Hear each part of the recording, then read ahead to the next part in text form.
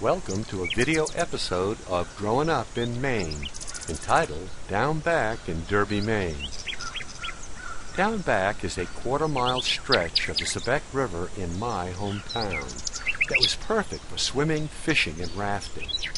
During the summers of my youth in the 1950s and 60s, most of my time was spent down back. Why was it named Down Back? You went down some and back through the woods to get there, so it's been called Down Back by 4 generations of the Degstrom family over 100 years. Let's take a closer look at our summer playground. This clearing at the edge of the Sebec River has grown in, yet back in the day, the opening was about 40 feet square and clear of brush down to the edge of the water. This is Swimming Hole Rock, the centerpiece of Down Back. The video and photos were taken in August 2011, so the river level is quite low compared to June and July. Here's the Sebec looking downriver, or south. Look closely in the center to see a bald eagle and their splash to the left where they just missed catching a fish. In 1991, the town put in a snowmobile bridge across the Sebec River from Derby to the Milo side. This is just downstream from the old swimming hole and, thank God, was not there during my childhood. The rock in the foreground is Diving Rock. Here's another view of Swimming Hole Rock as if taken from the deck of a homemade log raft. Imagine running the length of that big rock, then springing into a dive off that smaller slanted rock.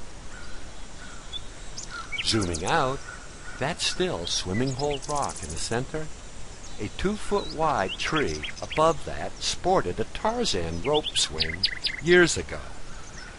Vandals cut the tree down with a chainsaw in the late 50s. What a shame. Next up, moving upstream, is Diving Rock, which provided our version of cliff diving. Note the low level at the top right and higher level to the left. To put the size in perspective, the difference was 6 inches, so a high dive was considered extreme.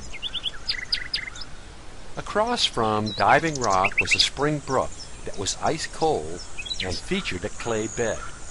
We made a new batch of log rafts each year for exploring, transportation, and sometimes clay fall wars. Again, here's another view of Diving Rock as if taken from a raft. We made new ones every summer. Some were let loose by vandals. Winter or spring floods carried others away. Next up is Sliding Rock, which was a favorite spot to fish. A log could be set across the space from shore for crossing, or you could get there and dock by raft. Here's the log raft view of Sliding Rock, and the bigger rock to the right behind that is Sunfish Rock, and probably the tallest named rock down back. This close-up is Sunfish Rock with yours truly. The most prominent rock to the right of my hand is Bass Rock, and the furthest set of smaller rocks in the distance is the Low Swimming Hole. The low swimming hole is the equivalent of a kiddie pool and gets deeper very gradually. Several generations of family toddlers learned how to swim in this spot down back.